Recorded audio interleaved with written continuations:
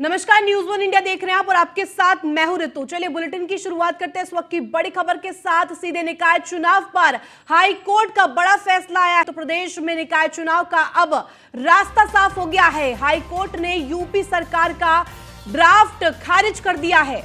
और आपको बता दें, ज्यादा जानकारी ये आई है कि ओबीसी आरक्षण के ही आधार पर अब चुनाव होंगे। ओबीसी आरक्षण नहीं दिया जाएगा। ओबीसी की जितनी भी सीट है वो सब अब जनरल में गिनी जाएंगी। ओबीसी की आरक्षित सीटें जनरल मानी जाएंगी, ये कहना है हाई कोर्ट का। फैसले में उन्होंने ये अहम बात कही है। बिना ट्रिपल टेस्ट के ही ओबीसी आरक्षण बिना कराया जाएगा यूपी में निकाय चुनाव। सरकार तय करेगी कि आखिर कैसे होगा निकाय चुनाव, क्या आगे की रणनीति होगी निकाय चुनाव को लेकर। सरकार के पाले में अब गेंद है, सरकार का फैसला होगा। जल्द से जल्द चुनाव भी करा सकती है बिना ओबीसी आरक्षण के, और या तो ट्रिपल टेस्ट के बाद ओबीसी आरक्षण पर क्या कुछ होगा, उसके बाद जो लंबी प्रक्रिया के बाद कराया जा सकता है चुनाव। हाई कोर्ट में यूपी सरकार का ड्राफ्ट खारिज कर दिया है। डीएम की मॉनिटरिंग में चुनाव प्रक्रिया पूरी होगी। बिना ओबीसी आरक्षण के ही अब चुनाव कराए जाएंगे। ओबीसी की आरक्षित सीटें जनरल में गिनी जाएंगी। बिना ट्रिपल टेस्ट के ओबीसी आरक्षण के बिना ये निकाय चुनाव कराए जाएंगे। सरकार तय कर सकती है कि आखिर क्या रणनीति होगी, निकाय चुनाव किस तरह से कराए जाएंगे। डीएम की मॉनिटरिंग में चुनाव कराए जाएंगे। पूरी प्रक्रिया किस तरह से होगी, सभी को अब इसका इंतजार।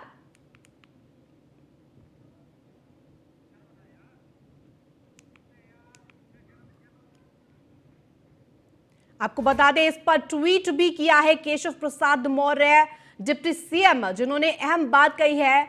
उन्होंने कहा है कि जिस तरह से अब पिछड़े वर्ग को लेकर ये फैसला सामने आया है, कोई समझौता नहीं किया जाएगा किसी भी वर्ग के साथ।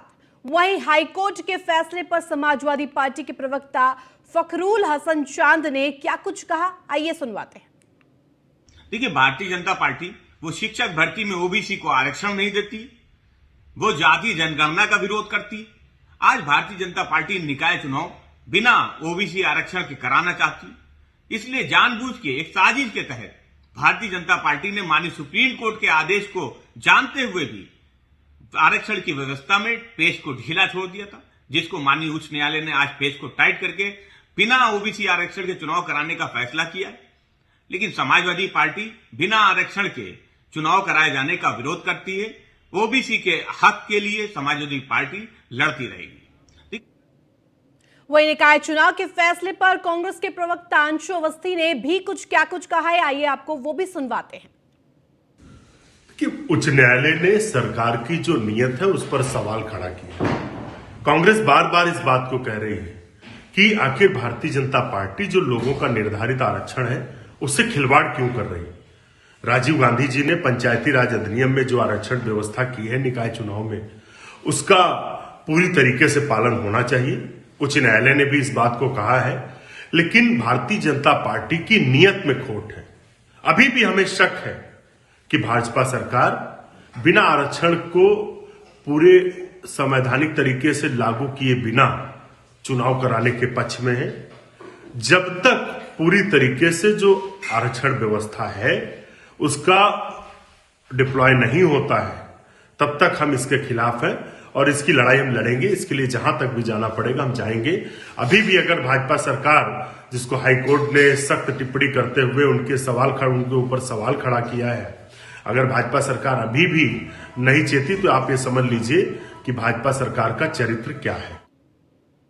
खबर पर ज्यादा जानकारी के साथ हमारे संवाददाता लखनऊ से सीधे एसके वाजपेयी जुड़ गए। एसके, जिस तरह से अब ये खबर है, फैसला आ गया है ओबीसी आरक्षण को लेकर, निकाय चुनाव कराए जाएंगे बिना ओबीसी आरक्षण के, और यदि अगर कराए गए तो ट्रिपल टेस्ट के जरिए गुजरना होगा। ट्रिपल टेस्ट के बाद ये चुनाव कराए जाएंगे निकाय चुनाव। तो किस तरह से इस फैसले को ले रहे हैं, क्या कुछ आपके पास ज्यादा अपडेट है?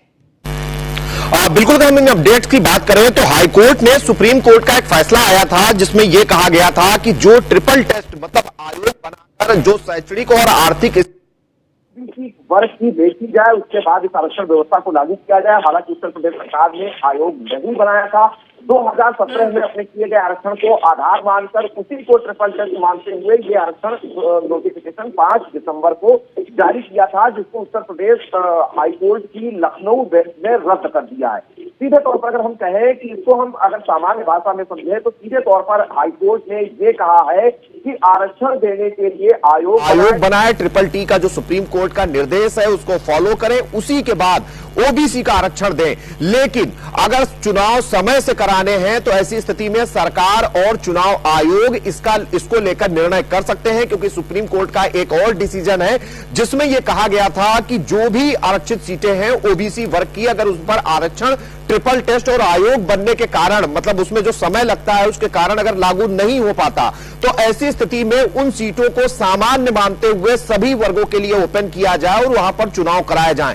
उत्तर प्रदेश सरकार की तरफ से कहीं न कहीं अब चीजें देखी जाएगी कि क्या की जाती हैं, क्योंकि हाईकोर्ट ने सीधे तौर पर गेंद उत्तर प्रदेश सरकार और आयोग के पाले में डाल दी है। मतलब सीधे तौर पर अब चुनाव नहीं रुक सकता है। अगर सरकार चाहे तो वो चुनाव बिना आरक्षण के भी करा सकती है। मतलब जिन ओबीसी बिल्कुल एसके, और ऐसे में आपसे ये भी जानना चाहूंगी, क्योंकि अब सीधे तौर पर सरकार के पाले में गेंद गई है, सरकार का फैसला जो होगा वही होगा। सरकार चाहेगी तो चुनाव कराए जाएंगे बिना ओबीसी आरक्षण के, और सरकार अगर चाहेगी तो ट्रिपल टेस्ट के जरिए भी, एक लंबी प्रक्रिया के जरिए भी निकाय चुनाव हो सकते हैं। बिल्कुल, इसमें भी दो चीजें हैं, क्योंकि अगर हम देखें तो जिस तरीके से जो याचिकाएं हुई थी उसमें यही कहा गया था कि जो कमीशन बनाने का निर्देश है, जो ट्रिपल टी फॉर्मूला लागू होना चाहिए था, ट्रिपल लेयर पर टेस्ट होना चाहिए था, वो नहीं किया गया। जो राजनीतिक आरक्षण था वो मिलना चाहिए था, वो नहीं दिया गया। हालांकि इन सभी याचिकाओं को सुनने के बाद हाईकोर्ट की लखनऊ बेंच ने आज स्पष्ट तौर पर निर्देश दे दिया है कि सरकार चाहे तो आयोग बनाकर ट्रिपल टेस्ट फॉर्मूले को मानते दे सकती है, लेकिन अगर वो चुनाव कराना चाहे तो ओबीसी सीटों को सामान्य मानते हुए चुनाव कराए जा सकते हैं। तो सीधे तौर पर अब निर्णय उत्तर प्रदेश सरकार और आयोग को लेना है। अब देखना यह है कि आयोग इस पूरे मामले को लेकर क्या निर्णय लेता है। हालांकि इस पूरे मामले पर हमने डिप्टी सीएम ब्रजेश पाठक से बात भी की है। उनका कहना है कि सरकार के जो विधि सलाहकार है इस पूरे हाईकोर्ट के डिसीजन को अध्ययन कर रहे हैं। हम चीजों को देखेंगे, अगर जरूरत पड़ेगी तो हम आगे के विकल्पों पर विचार करेंगे। हालांकि अभी हमारी कोशिश नियत समय पर कराए जाएं और कहीं पर भी कोई चुनाव न रोका जाए। और जहां तक प्रतिनिधित्व का सवाल है, जिसमें ओबीसी या दूसरे जो आरक्षण है उनको लेकर हमारी कोशिश है कि सभी को उनका प्रतिनिधित्व मिले, किसी के साथ भी कोई भी गलत ना हो, ये हमारा प्रयास है। तो सीधे तौर पर अगर हम देखें तो अब गेंद उत्तर प्रदेश सरकार और आयोग के पाले में है। उत्तर प्रदेश सरकार इसको लेकर क्या निर्णय लेती है ये देखना खासा महत्वपूर्ण होगा। हालांकि जो सूत्रों के हवाले से खबर है कि मुख्यमंत्री योगी आदित्यनाथ इस चुनाव को लेकर एक बड़ी बैठक आज शाम कर सकते हैं, जिसमें इन बहुत सारे विषयों को लेकर, खासतौर पर आरक्षण को लेकर जो हाईकोर्ट का डिसीजन आया है उसको लेकर सरकार का पक्ष क्या होगा। मतलब सरकार इस डिसीजन के तहत आगे चुनाव प्रक्रिया को बढ़ाती है या फिर सुप्रीम कोर्ट में अपील के जरिए चीजों को क्योंकि अगर हम देखें तो उत्तर प्रदेश जो निकाय हैं, जिसमें निकाय हैं, सीधे तौर पर उनका जो कार्यकाल है वो खत्म हो चुका है। ज्यादा पर मेयर का कार्यकाल खत्म है, वहां पर प्रशासक नगर आयुक्त को बनाया गया है। दूसरी जो सीटें हैं जिसमें हैं जो पालिका परिषद की सीटें, जितने भी हैं, तो सरकार के पास वक्त नहीं है, क्योंकि बिल्कुल एसके, और ऐसे में आपसे ये जानना चाहूंगी, क्योंकि अब कंफ्यूजन की स्थिति है, सरकार क्या करेगी, चुनाव करवाएगी या नहीं करवाएगी, ट्रिपल टेस्ट के जरिए गुजरेगी, ये बहुत ज्यादा भी सस्पेंस बना हुआ है। क्योंकि अब अगर बिना ओबीसी आरक्षण के चुनाव भी कराए जाते हैं तो इसका विरोध भी हो सकता है, और ऐसे में भी एक स्थिति ऐसी पैदा हो सकती है कि चुनाव आगे बढ़ा दिया जाए, तिथि आगे कर दी जाए। तो ऐसे में अब क्या कुछ हो सकता है, क्या जनवरी में चुनाव हो सकते हैं? में यह कहा है कि चुनाव समय पर कराए जाएं, तो सीधे तौर पर अगर हम देखें, अगर समय पर चुनाव कराए जाते हैं तो जनवरी के दूसरे और तीसरे सप्ताह में चुनाव कराए जाने की उम्मीद है, जिसको लेकर तैयारी पहले ही उत्तर प्रदेश सरकार और राज्य निर्वाचन आयोग की तरफ से की जा चुकी है। अब इतना समय इस बीच में नहीं बचा है कि ट्रिपल लेयर टेस्ट के लिए आयोग बनाया जाए, फिर उसकी रिपोर्ट आए, उस रिपोर्ट के आधार पर आरक्षण को फिर से जारी किया जाए, उसके बाद उत्तर प्रदेश राज्य निर्वाचन आयोग की तरफ से अधिसूचना जारी की जाए। तो यह एक लंबा वक्त है। सीधे तौर पर अगर ऐसा होता है, जैसा कि मैंने पहले भी बताया कि जो निकाय हैं उनका कार्यकाल खत्म हो चुका पहले ही, और ज्यादातर निकायों के कार्यकाल खत्म, लगातार वो प्रक्रिया चल रही है। जिन जिन निकायों का कार्यकाल खत्म होता जा रहा है, जो कि जनवरी के 20 जनवरी तक लगभग उत्तर प्रदेश के सभी निकायों का कार्यकाल खत्म हो जाएगा, तो सीधे तौर पर वहां प्रशासक के जरिए चीजों को चलाया जा रहा है। तो सरकार के पास वक्त नहीं है कि वो ट्रिपल टेस्ट कराए, उसके बाद आयोग की जो रिपोर्ट आए फिर उसका अध्ययन करे, फिर उस पर आपत्तियां ले, उसके बाद फिर से आरक्षण जारी करे, फिर उस पर आपत्तियां ले, अगर सारी चीजें ठीक रहती हैं तब उसके बाद आयोग को दे और तब अधिसूचना जारी हो। चूंकि ये सारी चीजें उत्तर प्रदेश सरकार की तरफ से बिना आयोग बनाए की जा चुकी हैं। उत्तर प्रदेश सरकार ने 2017 के ही जो सर्वे था उसी को आधार मानकर 2022 का आरक्षण जारी किया था, जिसको लेकर उत्तर प्रदेश सरकार की तरफ से अपना पक्ष भी रखा गया था। तो निश्चित तौर पर जो ज्यादा उम्मीद यह है कि उत्तर प्रदेश सरकार हाईकोर्ट के डिसीजन के अनुसार ही उत्तर प्रदेश में ओबीसी आरक्षण को लेकर जो सीटें ओबीसी के लिए आरक्षित की गई थी उनको सामान्य मानते हुए चुनाव कराएगी और चीजों को आगे बढ़ाएगी। हालांकि आयोग बनाया जाएगा, ट्रिपल टेस्ट भी होगा, लेकिन जो आगे के चुनाव होंगे उसमें इसको लागू किया सरकार के पास नहीं है। लेकिन सरकार इस पर क्या डिसीजन लेगी ये थोड़ा सा देखना होगा। और आज शाम तक खासतौर पर अगर मुख्यमंत्री इस पूरे मामले को लेकर बैठक करते हैं, क्योंकि देश का सबसे बड़ा सूबा है, सबसे ज्यादा नगर निकाय उत्तर प्रदेश में है, और ऐसी स्थिति में इस पर क्या डिसीजन लेगी, मतलब विरोध तो हो ही रहा है। सीधे तौर पर जो समाजवादी पार्टी के प्रवक्ता का बयान न्यूज़ वन इंडिया दिखा रहा है, वो स्पष्ट तौर पर कह रहे हैं कि जो आरक्षण ओबीसी को मिलना चाहिए था